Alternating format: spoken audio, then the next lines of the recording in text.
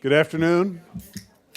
Afternoon, everybody. If you're getting food, please get your food. We want everybody to be well fed, so your stomach will be satisfied and your mind will be too. I want to welcome everybody to the Cato Institute Capitol Hill briefing, Realistic Solutions to Big College Problems, Overhauling the Higher Education Act.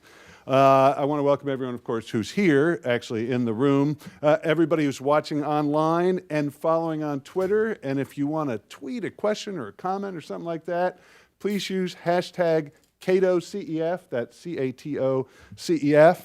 My name is Neal McCluskey, and I'm the director of the Center for Educational Freedom at the Cato Institute. Now, it's my job today to moderate the discussion, including of three terrific new higher education books, and their authors and editors are here. But first, it is my great pleasure to introduce Senator Rick Scott of Florida, who has a really keen interest in higher education, perhaps from what you did and you learned as governor of the state of Florida. He's been thinking very hard about what needs to be done to sort of get the ivory tower to start, get it back upright, make it pay its bills, maybe make those bills a little smaller, because it's been quite a drain often on taxpayers and students. And he's been thinking a lot about how do we fix that problem. Just a little background on Senator Scott. He was elected to the Senate in 2018. He's currently serving his first term. Prior to that, he served 2 terms as the 45th governor of the state of Florida. He joined the Navy before that, where he served active duty as a radar man aboard the USS Glover. He used the GI Bill to attend the University of Missouri, Kansas City, and is also a graduate of the Southern Methodist University Dedman School of Law. As governor, he did a great deal of work on K-12 and higher education issues, including vetoing a 3% tuition increase. All students here will appreciate the vetoing of a tuition increase, I'm sure. That was recommended by the legislature in 2013. He restored the top and second level awards in the state's merit-based Bright Future Scholarship Program. Also, if you're a student, you probably appreciate that.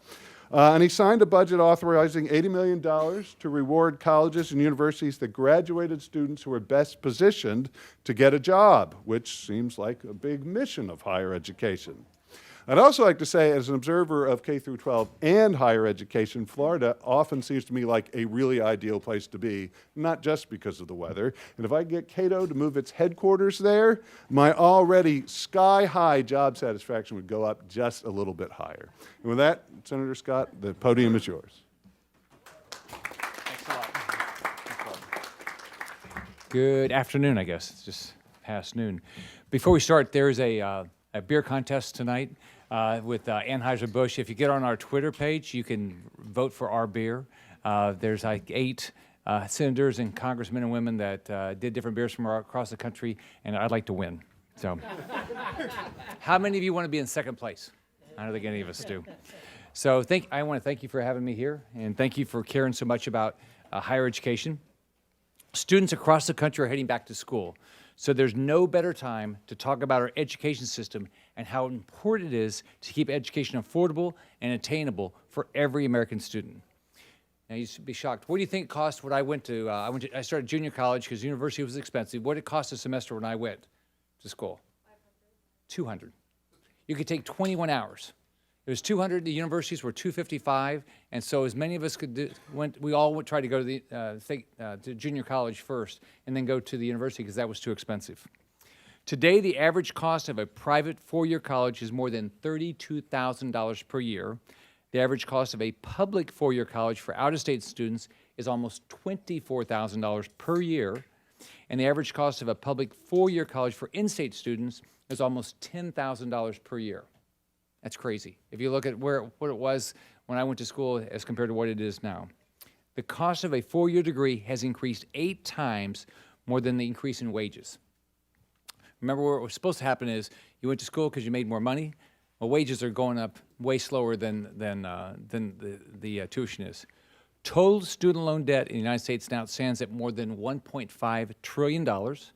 The delinquency or default rate is over 11%. Now the Democrats have a great new solution. It's really great. Their plan is just make it all disappear. Poof, just like that. Cancel all student loan debt. It's going to be magic. But of course, canceling student loan debt, it's not going to solve the problem of the cost of education. Over the last 6 years of my term as governor, we held the line on tuition. And when I went in, they were raising tuition in my state at the universities at 15% plus inflation annually. Annually. And they'd sold this, that they should keep doing this. So we held the line on tuition for 6 straight years. We implemented performance funding in our colleges and universities, and the performance funding amount for our universities was, when I left, $580 million per year. And 11 of our schools could get it, 3 didn't get it, and 8 shared the $580 million. So it was a big deal. And on top of that, we invested a lot of money in career and technical training. So these are pretty simple concepts. It's about creating incentives to make sure all of our higher education institutions were doing their most important job. And what's that? Is prepare students for an opportunity to get a good job. When I went to school, what did I think about? What's it cost me? Do I get a job? How much money do I make? The results speak for themselves. For 3 years in a row, U.S. News and World Report has ranked Florida's higher education system as the best in the nation. Not second, the best. As I tell my good friend Rick Perry every time I have a chance. We have the second lowest state university tuition in the nation. When I became governor, Rick Perry had been governor for 6 years, and so all I did was I competed with him on everything I could. Politicians in Washington around the country too often fail to understand the importance of keeping the cost down for higher education. They just want to give out government money tied to no results. But it's not fair to us as taxpayers. It's actually not fair to the students. So I'm working on a series of bills right now that I'll be filing soon. The plan is we will drive down the cost of higher education and ensure students are prepared to get a good job. First, if a student defaults on their federal loan, the institution where they took classes should be responsible for a portion of their default. They should have skin in the game. By forcing universities to take more responsibility, they'll have more of an incentive to actually prepare students for careers. Second, there should be the exact same rules whether you're a for-profit school or not-for-profit schools. There shouldn't be different rules because in whatever type of school you go to, the goal is affordable education and a job at the end. Third, if a college or university raises tuition or fees, they will be automatically cut off from all federal funding, including federally guaranteed loan programs. I used to be in a variety of businesses. One was manufacturing. In manufacturing, the expectation was that we reduced our costs constantly. We had to figure out how to be more productive. We have to expect the same thing out of our schools. All federal funding will be cut off if tuition or fees are increased. Pell Grants. You should be able to use Pell Grants for technical colleges. So if you decide you want to go to a technical school instead of to a 4-year school, why can't you use your Pell Grant for that? Many times, the better paying job is out of a technical school. Finally, we've got to reverse the Obama-era policies that hinder private lenders from giving loans. It shouldn't be just tied to the federal government doing the loans. We should let the private sector do the loans. So these are a few of the ideas, and we're talking to a lot of individuals about other ideas, but my whole goal is how do you drive down the cost of getting a degree, and how do you make sure when a student finishes, they have a good paying job? The Democrats are proposing policy plans that will bankrupt and destroy our country just to win a presidential primary. Hopeful parents and grandparents absolutely deserve better. I mean, if you think about, like, I grew up in a very poor family. I don't know my dad. We lived in public housing. I had a very tough mom. She said, you're gonna go to church all the time. You're gonna be an Eagle Scout. You're gonna make straight A's and go get a job. And she was absolutely committed that I would get a good education because she believed there was a good paying job at the end. Otherwise, why would we be doing it? So parents and grandparents, that's how they think. We all want our family to do well. So if you think about it, as students, the parents and grandparents, they deserve a serious discussion about how we can make this a better place. And we are able to do it in Florida. There's no reason we can't do this. There's no reason we can't figure out how to do this less expensively. There's no reason we can't figure out how to make sure this is more accountable to the student getting a job at the end. That's the whole purpose of this. If you want to go get a degree and you know there's no ability to get a job at the end, that's great. But the federal taxpayers should not be on the hook for that. That's not fair to the federal taxpayers. So thank you for the opportunity to be here, and I look forward to working with you. If you have any ideas, Paul Bonicelli in my office does all my education policy. You can call me or call Paul. We're going to do everything we can to improve higher education in the country. And thanks again for Cato for the opportunity to be here. Thank you very much. Okay, thanks. I see you, man. Thank you, Senator. So now it is my great pleasure to introduce our panelists. But first, I just want to lay out some ground rules for how we're going to do question and answer, because this is all going to be question and answer, and I hope it's going to be very interactive. Now, any of you who've gone to an event like this in Washington, you've probably heard people say, please just ask a question, don't give a statement, and then you know everybody proceeds to make statements. And so I've given up on that whole ruse of being like, oh yeah, just ask a question. So I want you to listen to the panelists. I'm going to ask some questions. They're going to give me answers. I may make some comments, and then when we get to audience Q&A, if you have a statement you want to make, and you keep it short, so don't filibuster. I know that you're on Capitol Hill, you're like, oh, I should be able to filibuster all I want. If you keep it short, you have a comment, and you keep it civil, I'm not going to stop you. And if you want to respond to a panelist, if you want to respond to someone else who said something in the audience, that is fine by me. And also, if you are following on Twitter, you're not in here with us, and you want to ask a question or make a comment, put in hashtag Cato CEF, and I'm going to monitor that. And if it's an angry Twitter comment, I'll act angry when I ask you the question. So just indicate I'm really not happy. Please yell at these guys.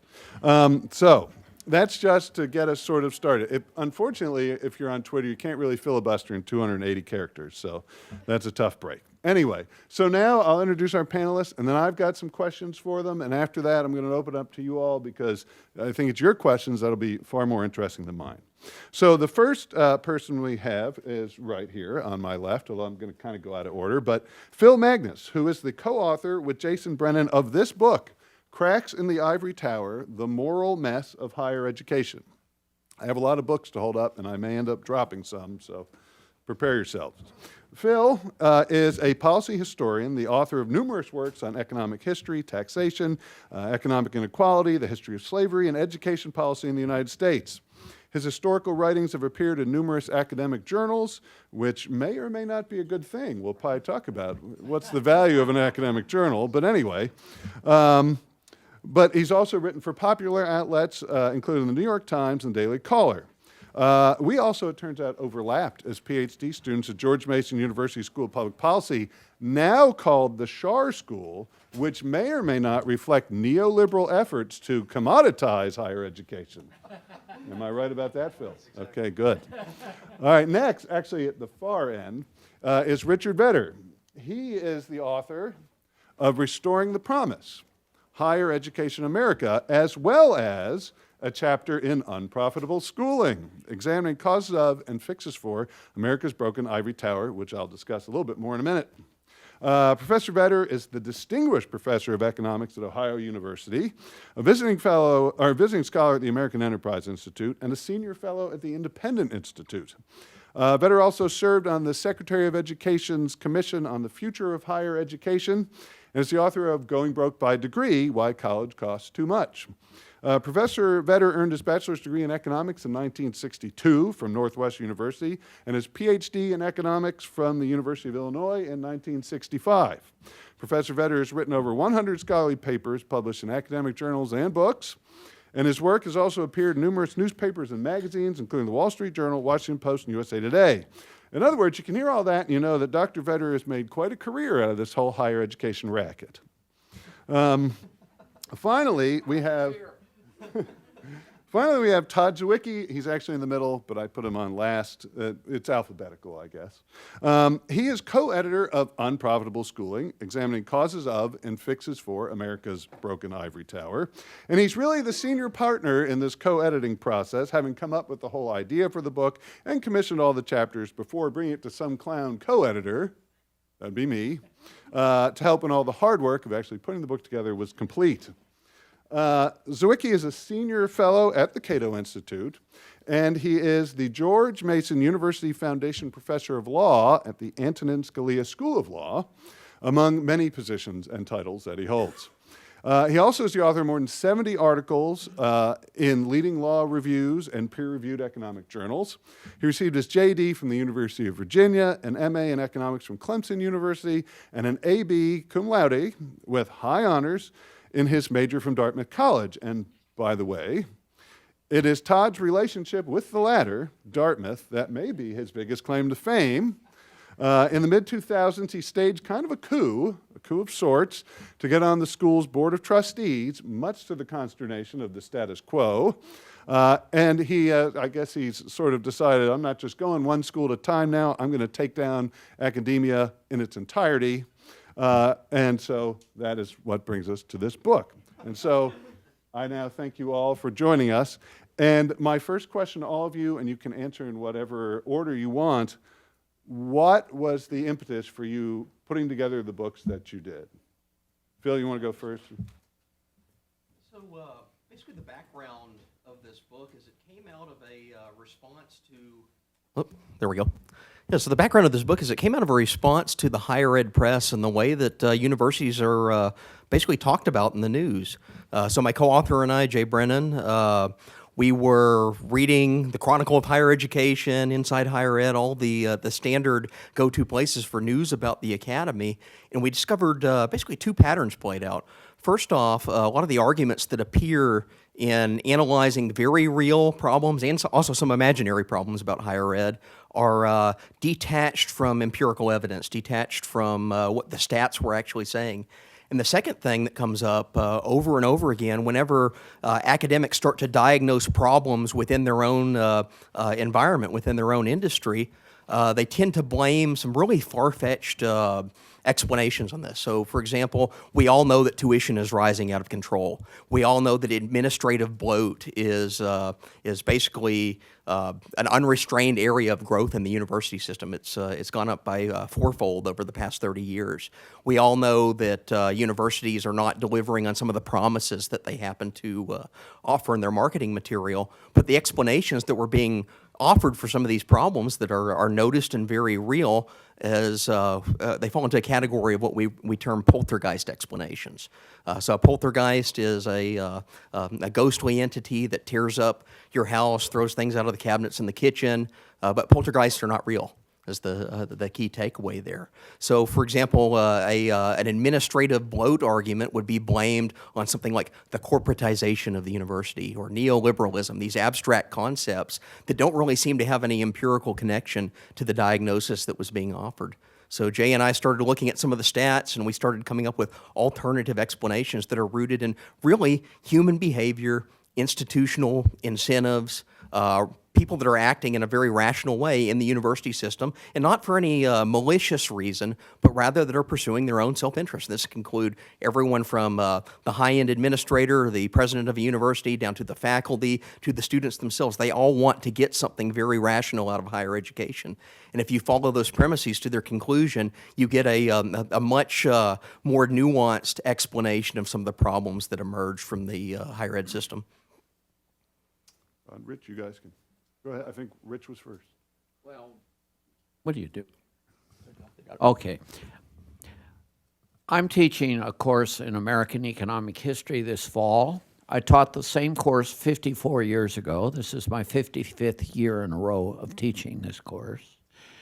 I teach it the same way as I did then. I teach it the same way as Socrates would have taught it if he had the historical perspective to do it, with the possible exception of prostitution. I know of no profession that has had absolutely no productivity advance in the 2,400 years since Socrates taught the youth of Athens. When I started the teaching of this little course of mine, the tuition was $450 a year. In today's dollars, using the CPI, which probably overstates the inflation actually, it would be, let's be charitable and say $3,600 a year in today's dollars at my university. It is in fact more than $12,000 or over triple that. When I started teaching, for every faculty member, there was, let me use what I call West Virginia PowerPoint, my fingers, about 1/2 of an administrator. For every 2 faculty, there was 1 person doing administrative chores, the registrar's office, the librarians, etc. Now there are more administrators than faculty. So I've seen all this happen over the years. So I went 35 years happily deriving economic rents from all of this system and enjoying it. And then I started feeling guilty as I was getting at retirement age, and I could say any damn thing I want. Not that I couldn't before, but now I could really say anything. So I started writing books about it, which I have continued to do as I approach my dotage. So that's what brings me here. Well, thanks everybody for coming out. So this book actually kind of had the genesis in what Neal referred to, which was this unusual experience I had about 15 years ago of getting elected to the Dartmouth Board of Trustees as a write-in candidate.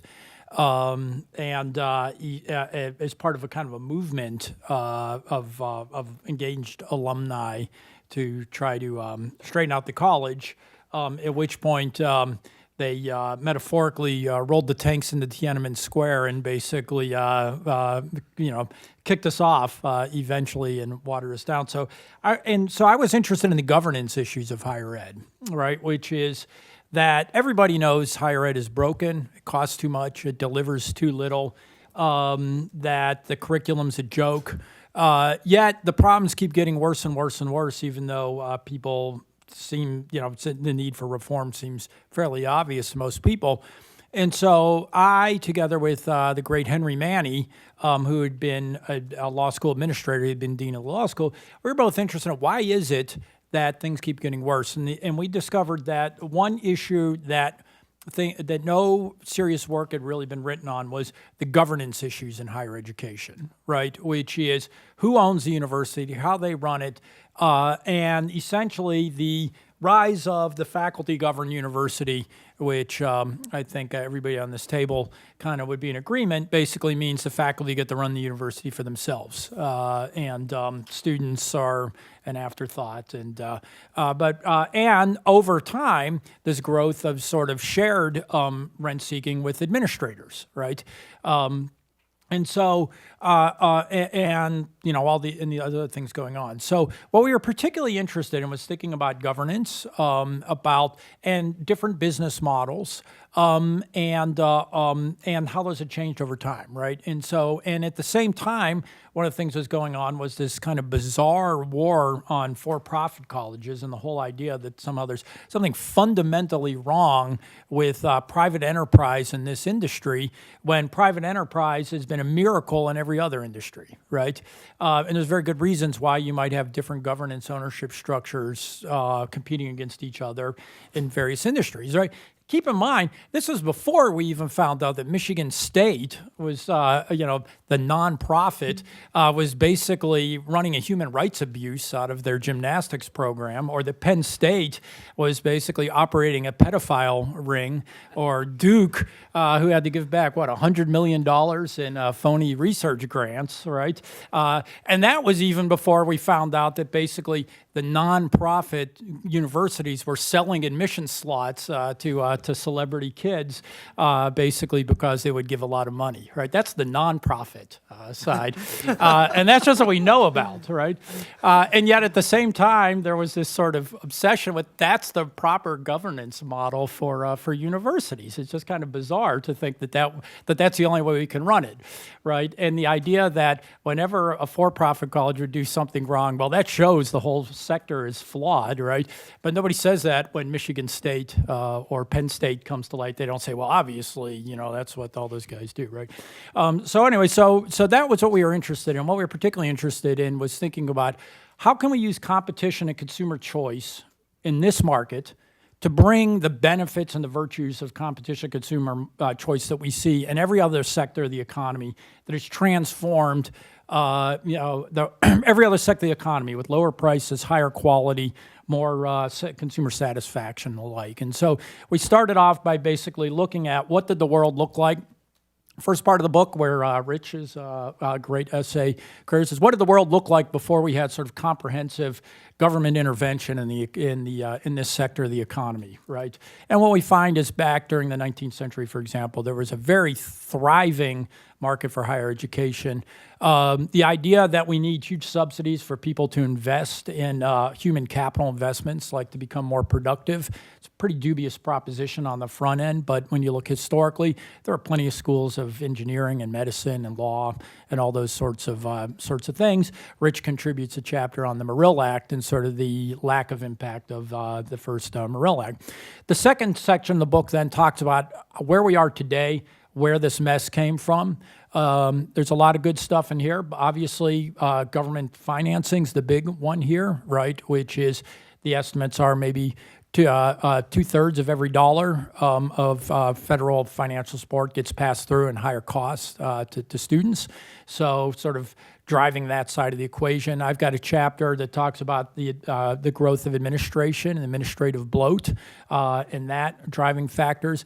Particularly commend those who are interested. There's a great contribution by Josh Hall on accreditation. And accreditation is really the big problem now in terms of preventing competition and consumer choice in higher education. And ironically, it goes back to the beginning of the story, as Josh points out. The accreditation stranglehold and monopoly basically came about as an unintended consequence of the first GI Bill.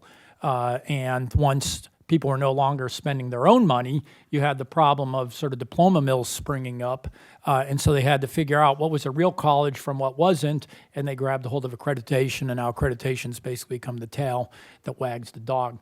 Final section of the book basically talks about how we might be able to use competition and consumer choice to create innovation in this market, looking particularly at why do students choose for-profit colleges, for example, as opposed to community colleges, and various other aspects of the market today and going forward.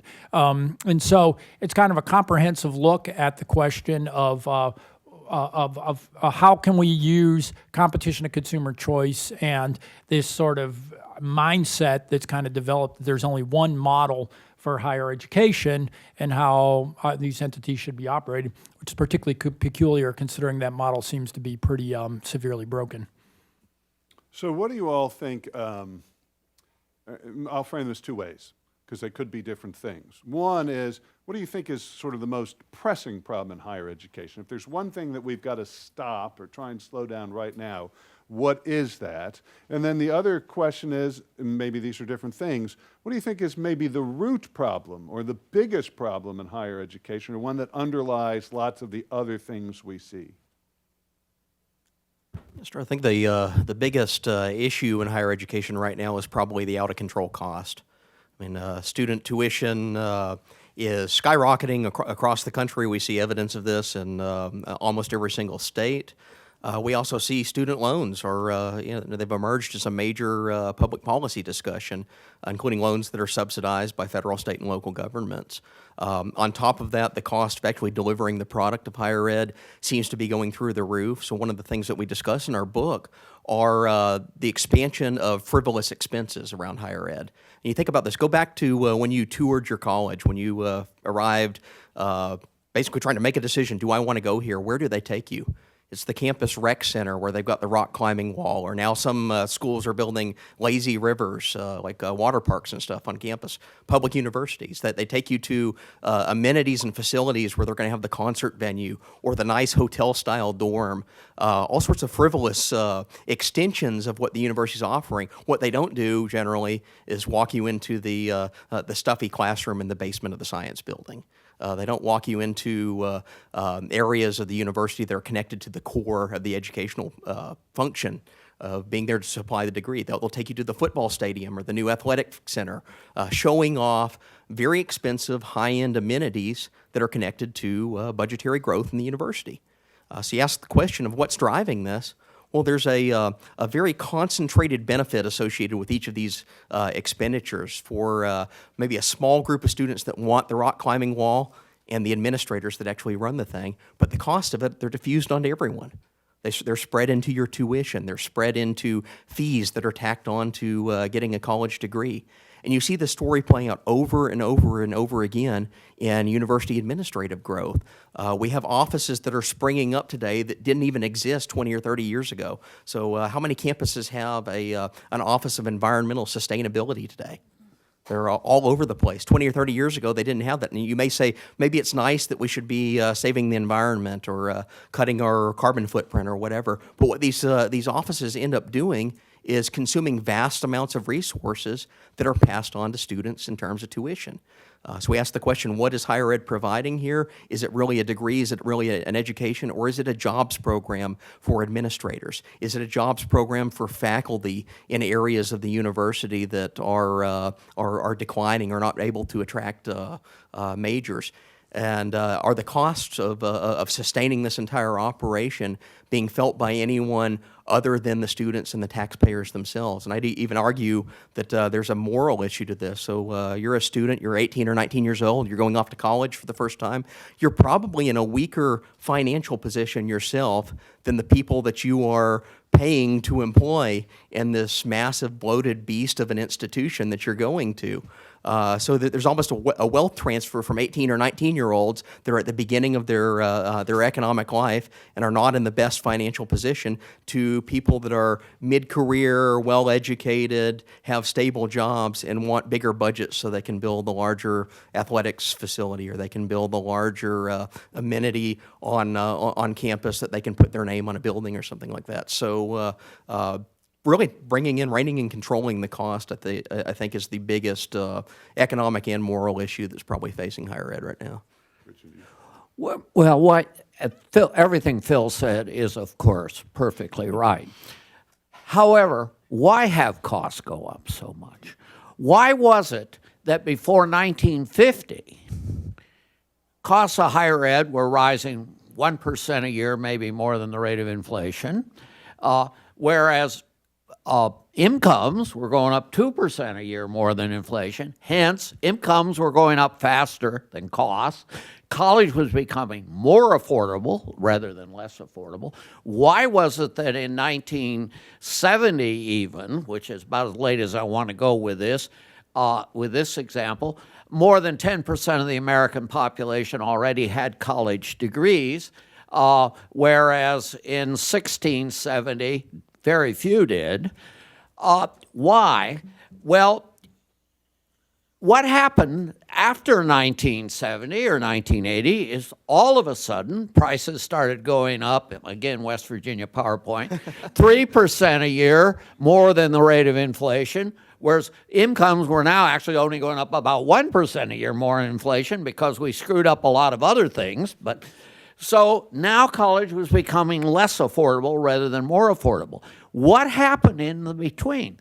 Well, being at the Cato Institute, and even more importantly, being in this building, in this place, with a gang of 535 nearby, we're right in the center of where the problem is. We are right at the epicenter of the problem. The epicenter of the problem is here, within 1 mile of where we are sitting today. All of these problems happened. I guess it takes it in the White House too, doesn't it? And so it was, to just pick one aspect of this, the student loan programs. Bill Bennett said in 1987, he was absolutely right. Phil alluded to this, and as did Neal. We said in the New York Times, of all places, when the New York Times was a newspaper, that he said that, well, the government is giving all this money out to peak kids, and what are the schools doing? They're just raising their fees. And since then, the New York Federal Reserve, the National Bureau of Economic Research, many, many people have come up with empirical evidence, as one of you said before, that most, not all, but most of those extra dollars floating out of this place to the kids have gone to the form of higher costs at higher ed. The schools have raised the prices, And now I take 2 vacations a year instead of 1. And instead of going to the Ozarks or some hick place for a few days, I go to Europe, on the Riviera for 2 weeks. And it's lovely. The rent seeking is great. But that's what's happened. That's what's happened. So a lot of the problem is here. And so the solutions have got to be to downplay the role of the federal government. Now, that's not the whole story. We haven't talked about intercollegiate athletics much, and there's a whole bunch of problems. My book is filled with 400 pages of story after story. And I'll stop there. Although I want to agree, this goes back to Phil's earlier point. I wrote a column the other day that made my university president very angry. I wrote this for Forbes. I said, would you buy a used car from a university president? So I'll stop there. Well, I'll start by saying the same thing as Rich, which I agree, obviously, with the point of everything Phil and Rich said, right, about the cost being the issue, but more precisely the cost versus the benefit, right? And costs keep going up and up and up, but where is it going? And it's pretty clear it's going to bread and circuses, right? As we talk about in the book, the amount of money going into the classroom is not going up. If it's basically staying the same, even as costs go up. Tenured faculty, as Rich said, we've got it great, right? We've basically created a medieval guild where we get paid more and more and work less and less than we ever have before. So it really is a great racket. And so how do they balance the budget? They basically replace a bunch of us, and I think Phil will disagree with this a little bit, but they replace a bunch of us with adjuncts, right? Sort of temporary faculty and that sort of thing. Which is what the data looks like to me, and I know Phil's written some on that. But that's basically how do you keep this thing going? Is basically that, right? And so where's all the money going? It's going to administrators, right? The way it appears to me that one administrator does work, 2 administrators hold a meeting and hire a 3rd person to actually do the work. It's like the old joke about 1 lawyer in a town will starve, 2 lawyers in a town will thrive, right? So it's going to administrators, it's going to all these amenities. Colleges and universities do a lot of things that are just bewildering, right? I mean, why do universities own so much real estate, for example? Why does every university have to have a football stadium, right? Why can't they just use, the high school? I mean, you can imagine all these things, right? They own all these buildings, right?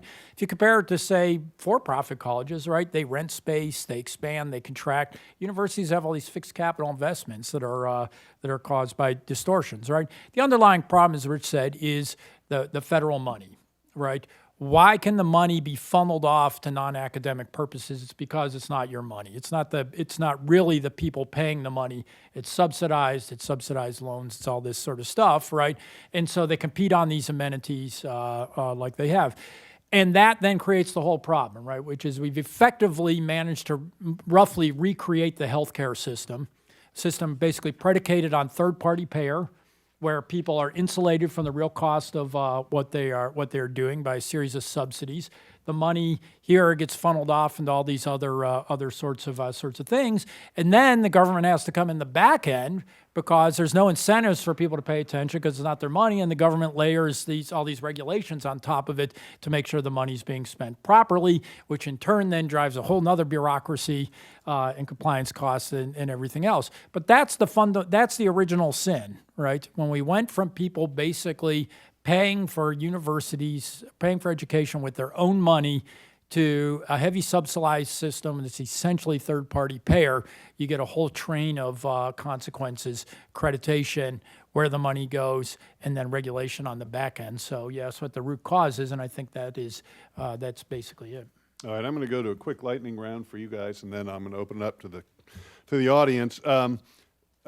So, quick question. We've talked a lot about what is sort of problematic with higher education. What's good in higher ed? Is there something that should be preserved? What does higher ed do well that we should be appreciative of? I hope I didn't stump anybody with that. That's a hard one, Neal. Yeah, that's why it's the lightning round. Well, I do think I teach partly because of the money and the fact that it's such an easy thing to do. And at my age, I'm 78 years old, and it's a piece of cake. I mean, it takes 10% of my time to do what I have to do. I teach 3-hour course. I'm in class 3 hours a week and an hour 30 minutes preparing for it. But the other thing is, I will say this, I do think we do a lot for young people. That's positive. Some of us do, and not all the time, and not for all young people. But a lot of people leave college better off than when they came. And I think we have to acknowledge that. Now, do we do it efficiently? No. Could we do it a lot better? Yes.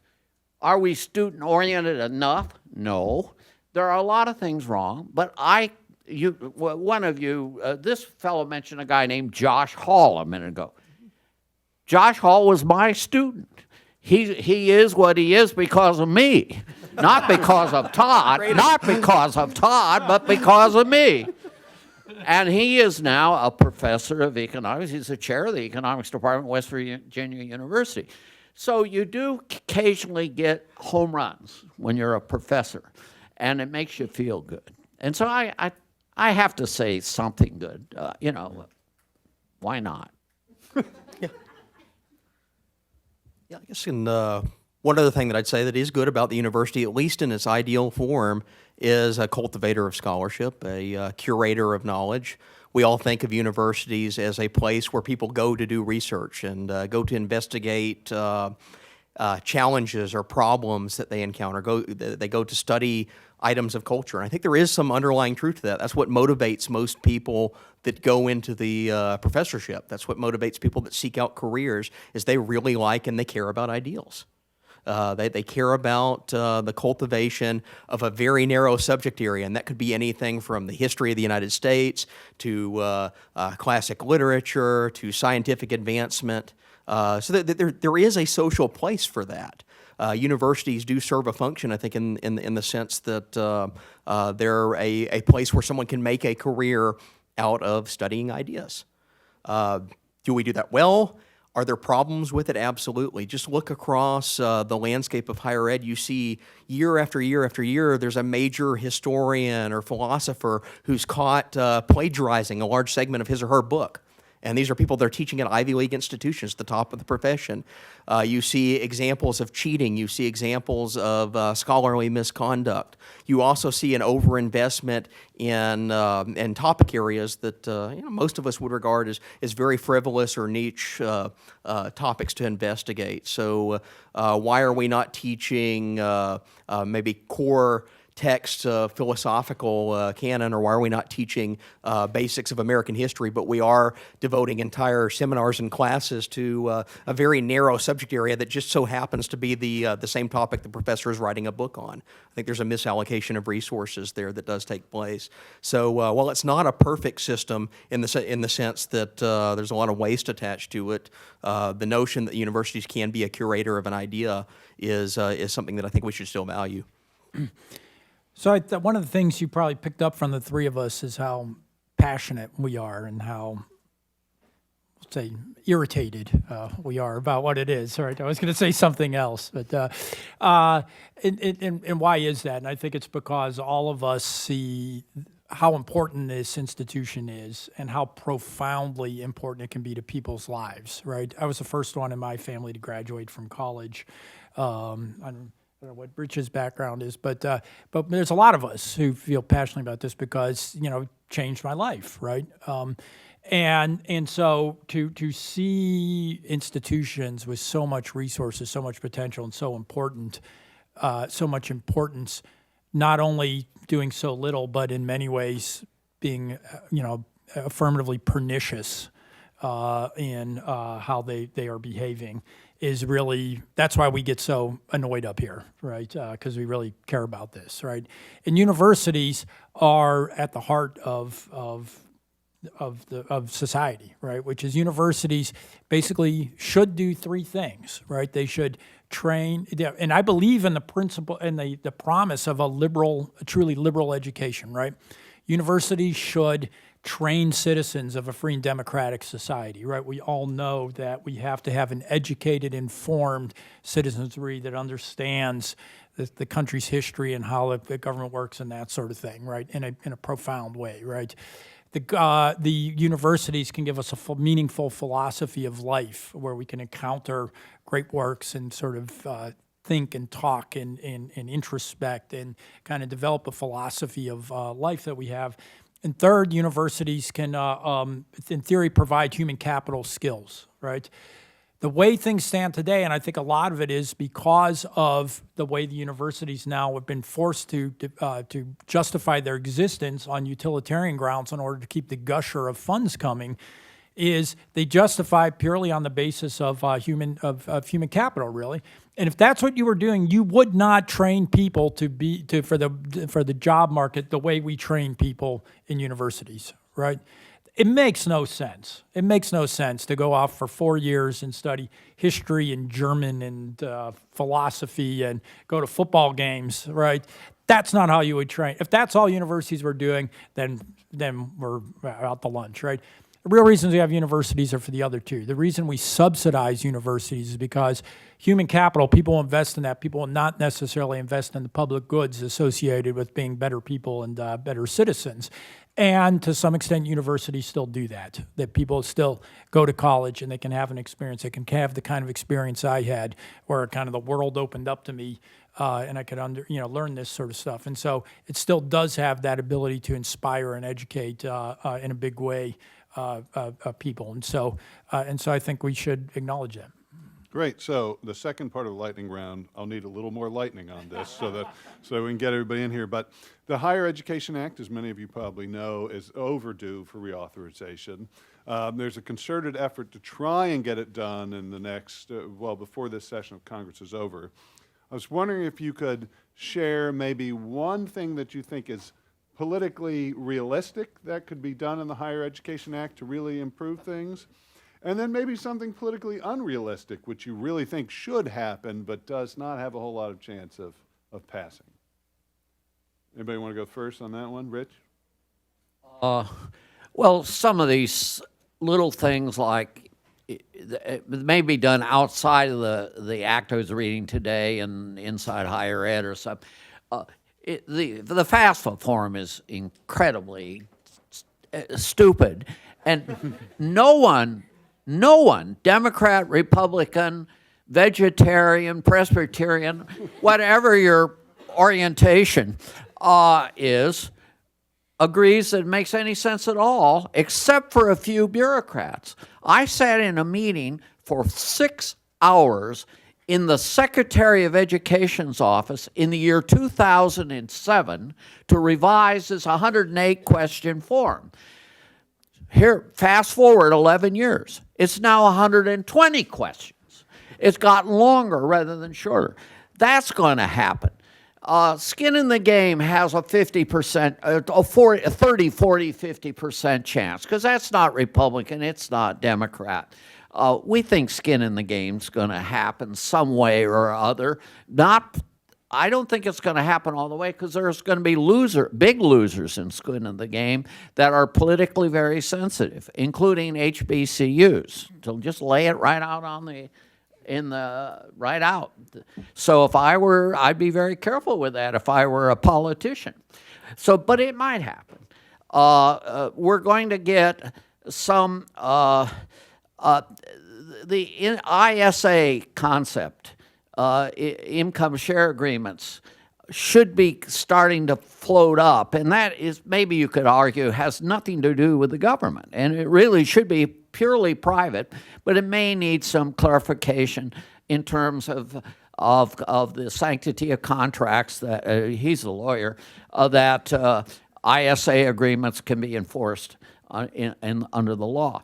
These are kind of things where I think maybe some agreement can be made. We should do, the thing won't happen, we ought to do away with the federal student loan program, period.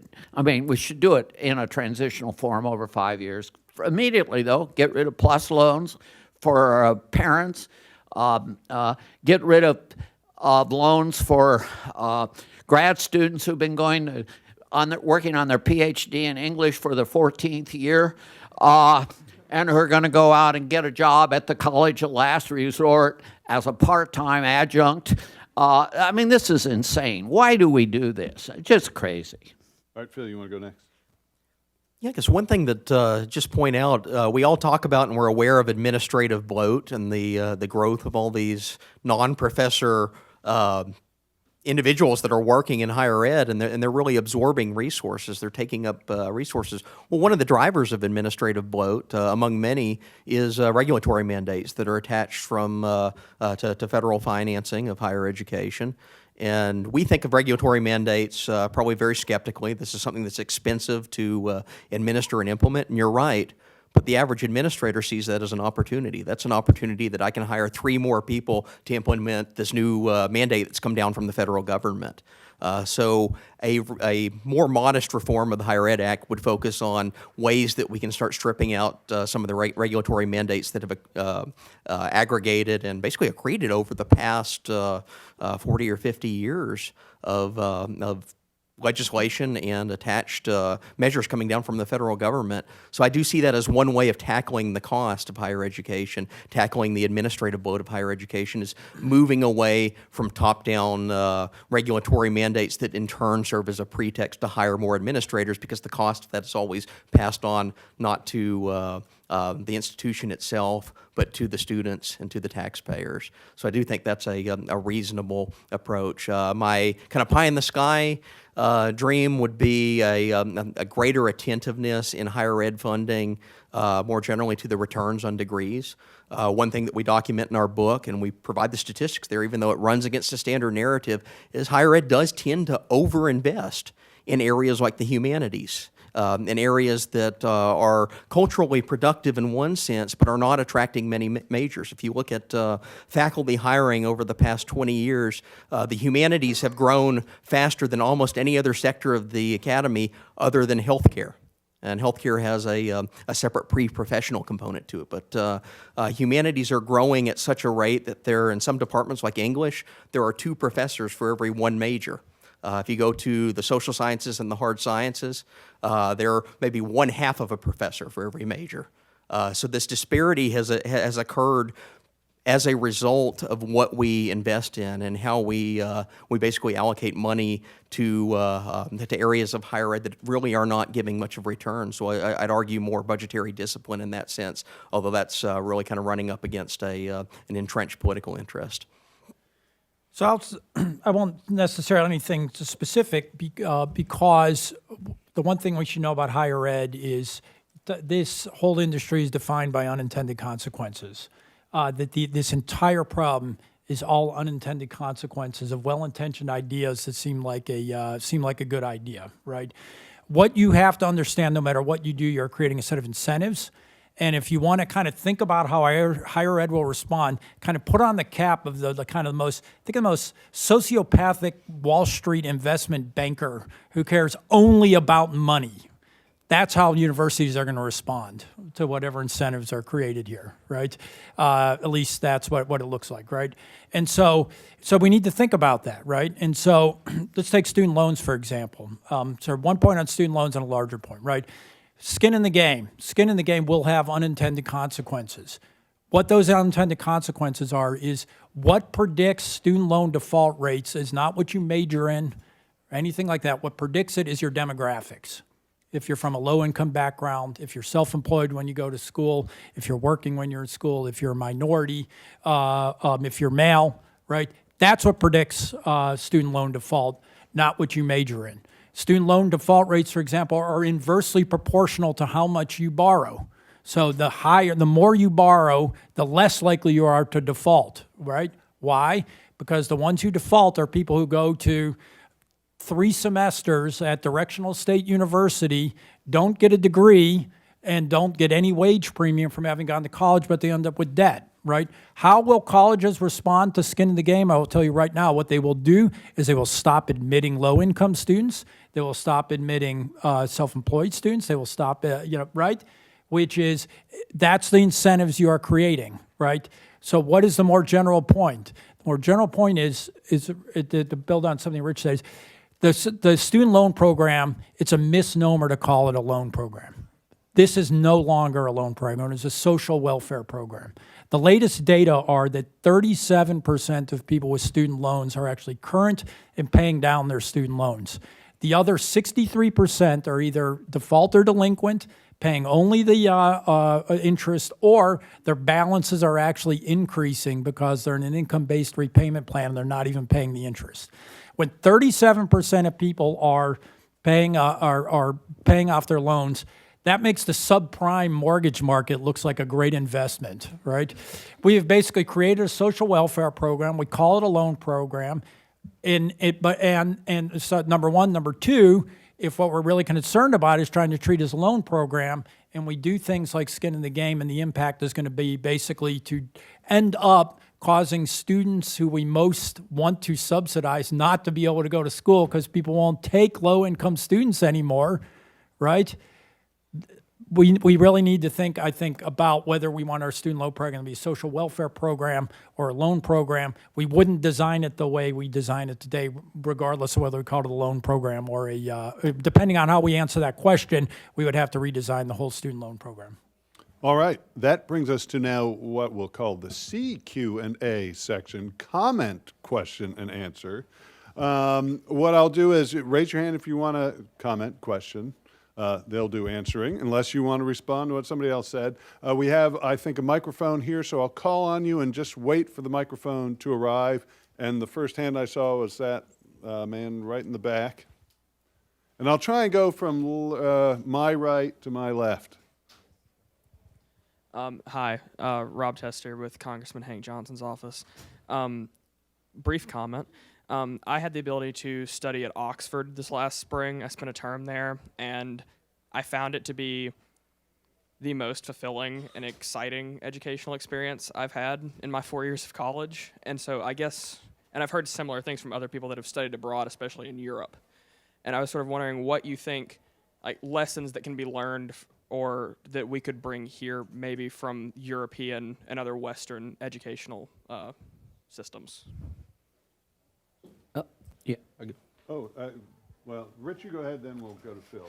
And we'll reverse it next time there's a problem. Yeah, I teach every summer in the Czech Republic at the Several Institute, and I've been doing that on my honeymoon. I took 43 students with me to Italy 51 years ago. I've been into this study abroad thing for a long time. It's a cool idea. I agree with you. But the interesting thing was I taught at a purely private school in the Czech Republic. The annual tuition was under $10,000 a year. That was the total cost of the institution. This is in a master's program, a PPE program, politics, philosophy, and economics. And it was high quality. While I was over there, Pete Betke, one of your colleagues, was teaching there down at Duke. Mike Munger. These are giants in the field. They come over there and teach for I was teaching for nothing, beer. And so there's a lot to be learned. The cost of higher ed in the U.S. is dramatically higher per student than in other countries in the world, as a general rule. But we have athletics. Who in the hell has ball throwing as part of the curriculum? Only the Americans. You think about it, it's crazy. All right, Phil, go ahead. Yeah, to echo that, one thing you see in the European system is it is a lot more bare bones and focused on the educational delivery. There are fewer frivolous perks. There's less of a college lifestyle environment on campus and more of a focus on learning. One other component of that is the curriculum, and that it varies from university to university in Europe, but degrees tend to be completed at a much faster rate over there. Something that may take 4 to 5 years in the United States, an equivalent degree could be done in 2.5 to 3 years. And one of the reasons for that is the gen ed curriculum that we have very rigidly standardized in the U.S. And this comes out of accreditation, as Todd mentioned, comes out of some of the other incentives of the university system. But think back to when you were in college. how many classes did you take that you completely blew off, or you don't even remember what they were teaching?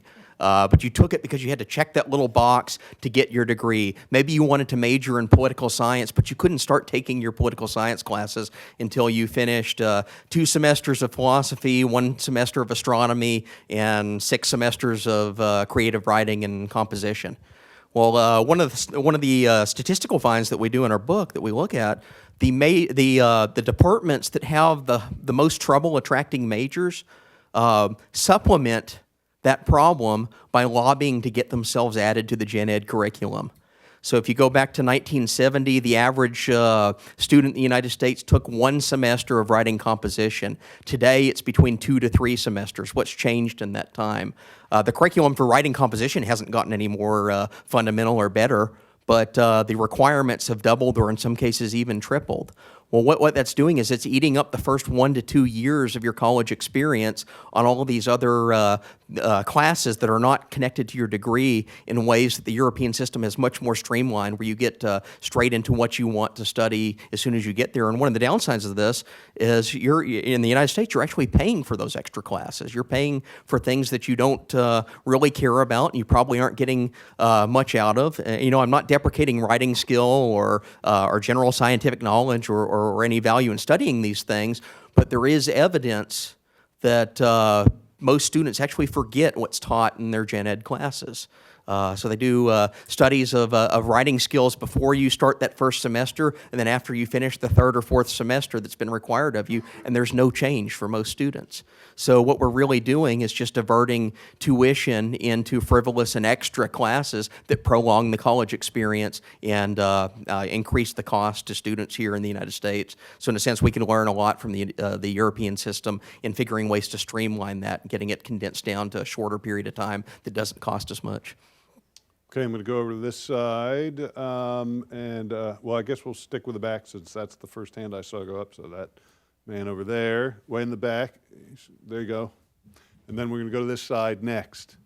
I just want to kind of put a contrary point to the comment that was said last question. I think American education is extremely well valued in the globe. Certainly, American educations have high demand across the globe, and I know this because I live half of my life in foreign countries. It is very well respected. A lot of people understand American education is to be the top tier of the global higher education. So don't you think maybe there is something that American educations are doing right compared to the globe, and maybe that does justify the high cost?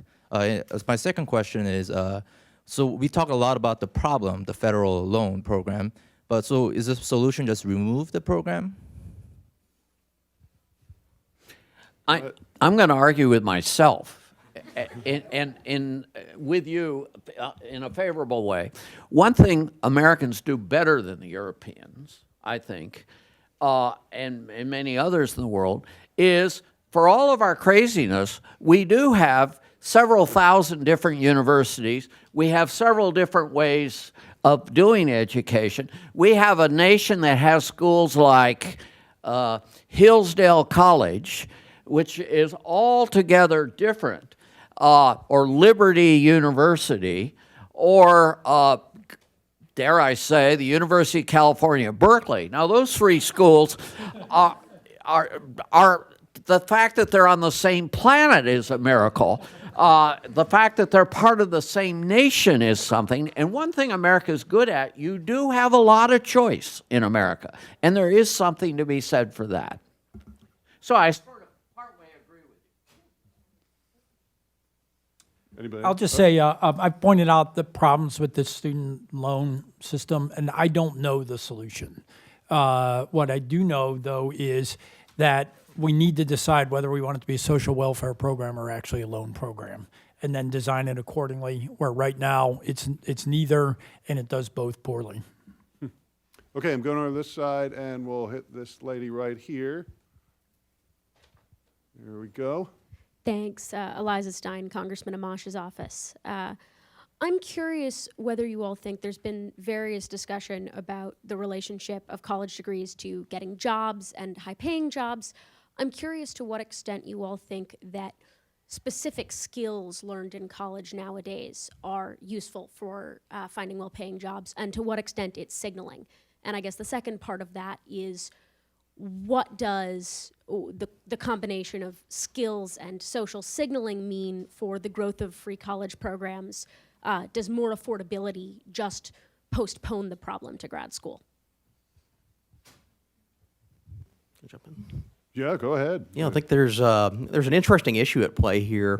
One thing we find if we look at statistics of post-employment salary for a bachelor's degree, there are certain fields that do have higher starting salaries than others, and they're exactly what you'd expect. The STEM fields, so math, sciences, anything in the physical sciences, and then some areas of social science like economics do have really high starting salaries. And then on the other end of that, you have French poetry, or a lot of the humanities, English, some areas of history, much lower starting salaries. But what you do see across the board is a bachelor's degree, a standard BA or BS, is a pretty fungible degree to most entry-level jobs, where you do really start to see some of the crunch of overinvestment in what we would call potentially frivolous areas of study, frivolous skills, is at the grad school level. You have departments that are generating dozens upon dozens of PhDs, new PhDs, in that French poetry degree, or in English literature, or in really obscurantist areas of study that there simply are not many jobs for outside of the academy. And if you look at the academic job market, it's all glutted. You have 200 or 300 applicants for a single position in an English department or a history department or a philosophy department over and over again, and most of those applicants have not only no interest in getting a job outside of the academy, but they don't really have a degree that's fungible in the same way that a standard bachelor's degree would be. So that's where some of the overinvestment comes in. But you also see an incentive here. If you're a faculty member and you teach in a philosophy program, a history program, an English program, it's a prestige thing for you to have PhD students under you. It's something that elevates the value of what you're offering. So you get faculty and also administrators to raise the prestige of their institution. They lobby to keep very inefficient programs around that are generating too many degrees but not enough jobs to actually place those students. And that's where we get the real crisis of overinvestment in certain areas that don't really have much return in the academy. Before you go, I just want to say, as a former English major, I find this whole conversation insulting. But anyway, go ahead, Rich. Well, and I was going to say the best courses I had in college was the year I studied French literature, who was talking about novels. And to this day, I think very highly of those courses. And damn it, I still, every now and then I count to 10 in French just to show that I can. I do that in English. But there, on a more somewhat serious note, if you believe the Federal Reserve Bank of New York data, 40% of students are of 40% of college graduates, recent college graduates, are underemployed, doing jobs that could be filled by high school grads and so forth. And there are differences in earnings by majors.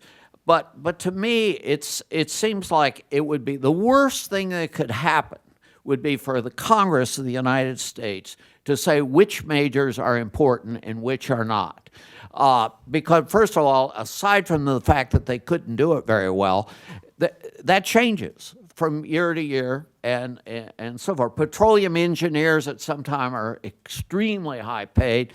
5 years later, when the price of oil is $30 a barrel, they're very low pay. The pay is going to go up big, by the way, if the Iranians keep bombing the Saudi thing. It's a good time to go into petroleum engineering.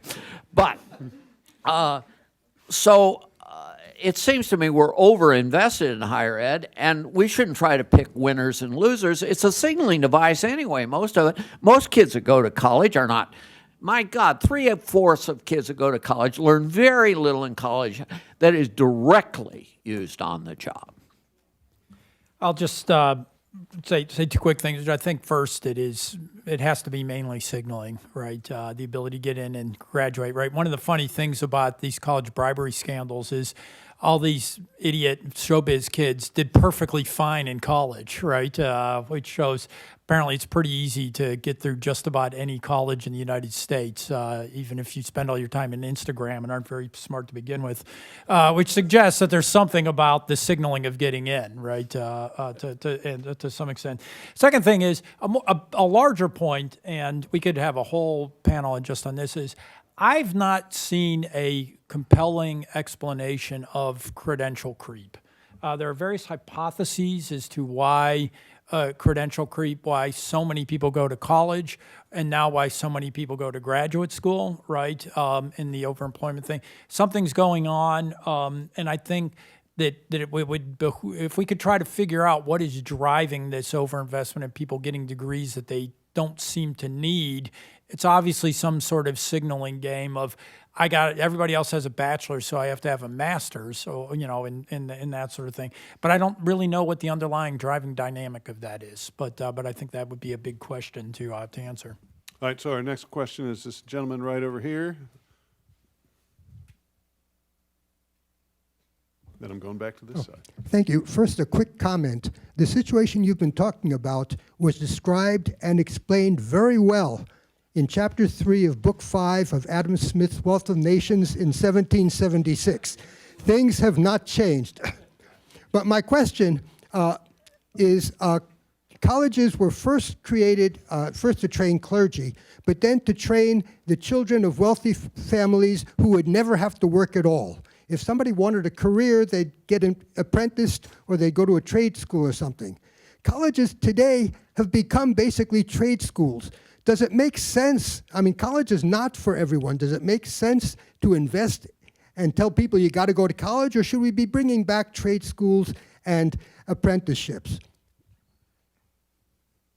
Who's going to take it? I think we should be bringing, at least making it more available. God knows, I hate the Pell, I hate all federal programs, but if you're going to have federal programs, why don't you let kids go to a trade school? Why don't you let them go to a coding academy where they can learn to, I mean, if that's what the thing is supposed to be, we're supposed to be teaching people skills. Let them go to a coding academy. 6 months, they learn how to code, whatever that means. I don't even know what it means, but learn how to code. And by the way, some of them are free. You go free, and it's an income share agreement. At the end of the program, you give the college 15% of your money for 3 years. Why don't we do more of that kind of stuff? I agree with you. You're absolutely right. I've been conning the students and taxpayers of my state for 50-some years with this notion that college is for all. It's completely bunk, and I can say so now that I am about ready to hit the grave. So it's funny you raise that, because that's exactly the point Henry Manny made in his first essay that led us to do all this, which he said there used to be basically two types of schools. There were trade schools where basically people paid their own way, and there were schools that prepared people for the clergy, where the trustees basically ran the university, set the curriculum, hired and fired. Over time, we got this model of university governance that we, like most bad ideas during the 19th century, we borrowed from Germany. But the irony, what the great irony of this is, I think most people think we should have more, if we're going to train for skills, let's train for skills rather than sending some poor kid who shouldn't be at a 4-year university into this system that they don't understand the point, right? They should be doing something that will actually train them. That's the irony of the attack on the for-profit colleges, right? That's what for-profit colleges have done for 200 years, right? That they train for skills, and so I think that kind of model is the traditional model of delivering skills-based education, from nursing to air conditioning repair, right? Yeah, just to echo on that point, I'm glad you brought up Adam Smith. For those that aren't familiar with it, Adam Smith basically proposed, or actually observed, that in the Scottish university system at the time, there was a direct connection between what the students would pay for and the classes that they took. They paid a supplemental fee to the professors they liked and the subject areas they wanted to study. What we've seen in the 200, 250 years that have emerged since then is there's a separation between the actual payment that the student makes and the provision of the degree. In a sense, universities have become much like healthcare. There's a third-party payer system that's emerged through loans, whether it's indirect in the sense that you're taking out money from somebody else, whether it's subsidized by the government, whether it's through scholarship.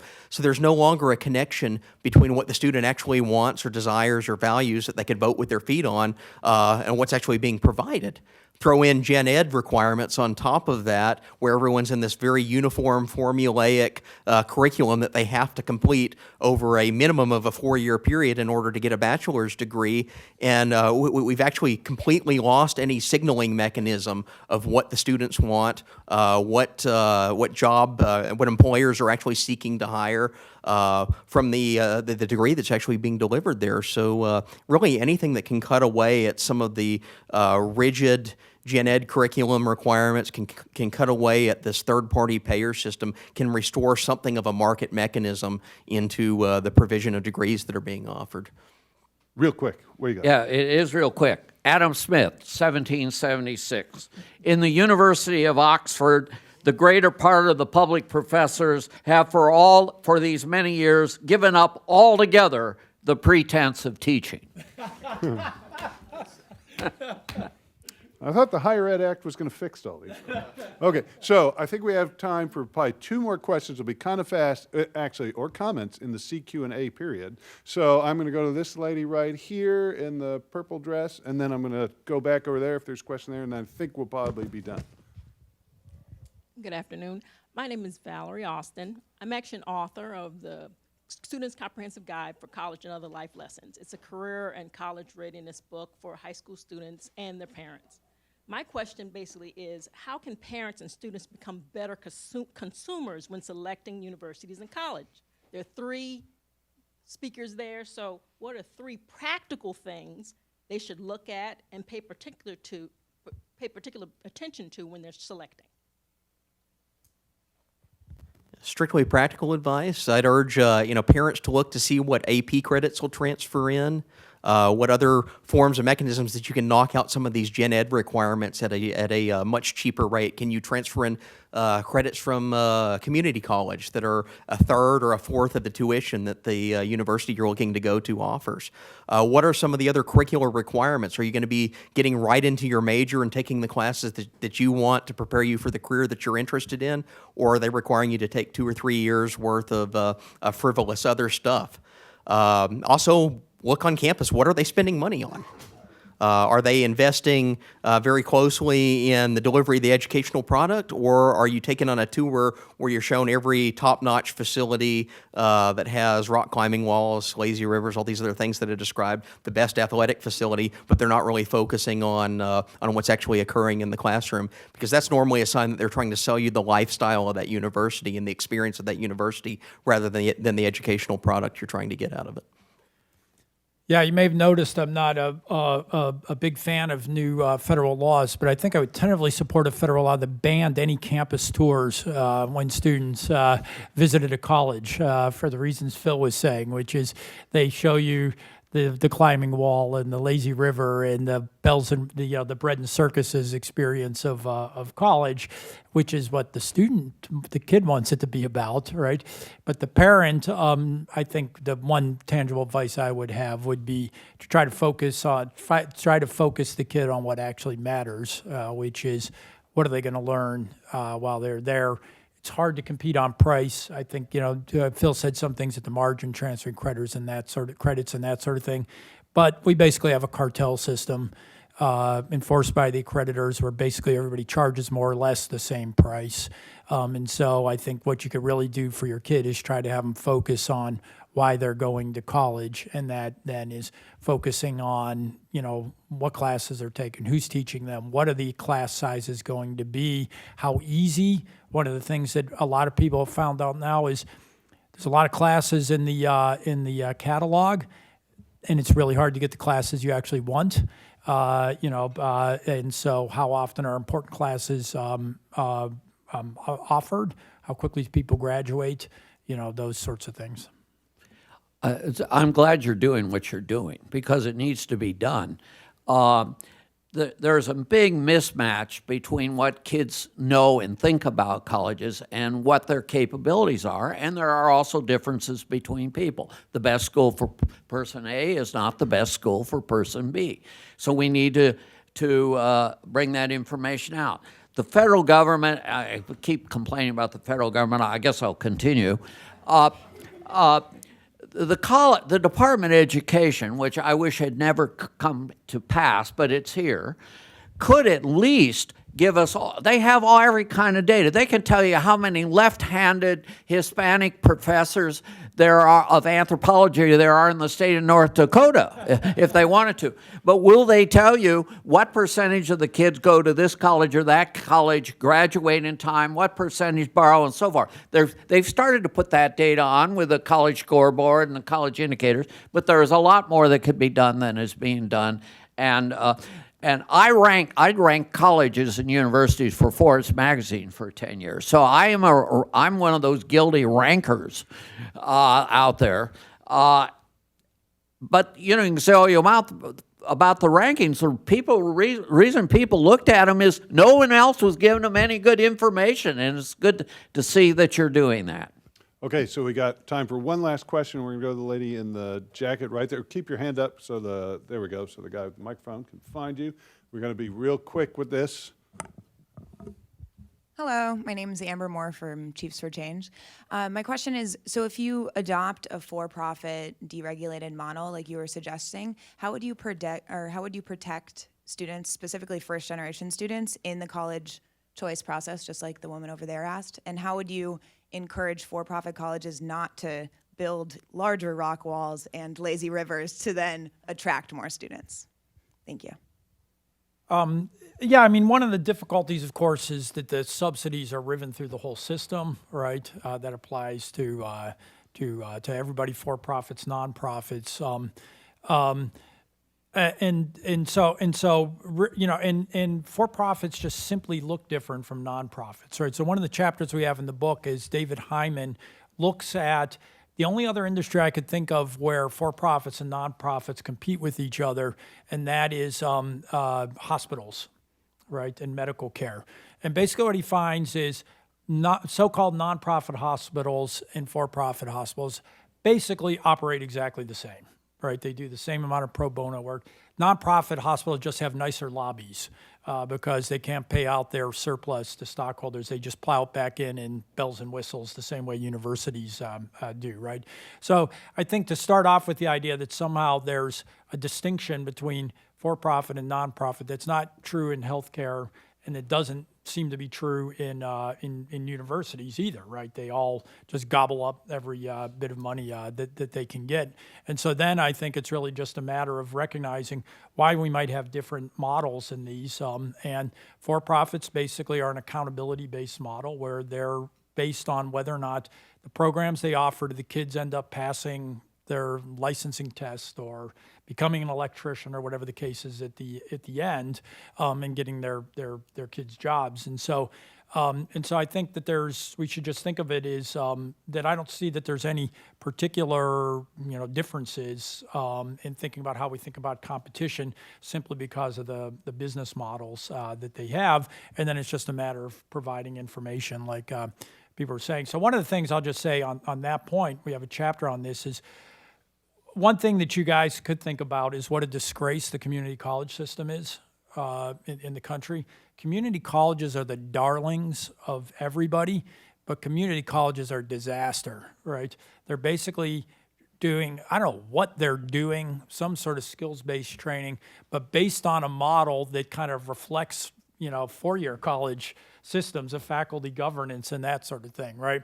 And so one of the studies we have in the book shows one reason why kids go to for-profit colleges instead of community colleges is literally when they call, the people at the for-profit colleges answer the phone.